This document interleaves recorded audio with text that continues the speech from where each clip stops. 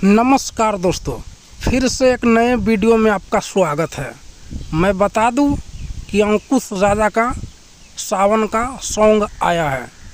तो video start करने से पहले आप लोग हमारा चैनल को सब्सक्राइब नहीं किए हैं तो ज़रूर कर लीजिएगा, क्योंकि आप लोग बाद में भूल जाते हो।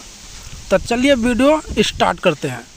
तो मैं बता दूं, अंकुश राजा का गाना आया है, सावन का सॉन्ग है, जिस गाने का टाइटल का नाम है कैरवा लेके चला जीजा देवघरवा।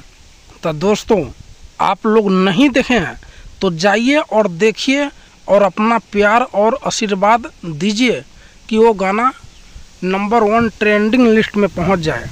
क्योंकि जब अंकुश राजा का भी जब सॉन्ग आता है तो सीधा मार्केट में ब्लास्ट हो जाता है आप लोगों की कृपा से। तो आप लोग जाइए और ब्लास्ट करवाइए और अपना प्यार दुलार बरसाइए और हमारे चैनल को सब्सक्राइब कीजिएगा दोस्तों।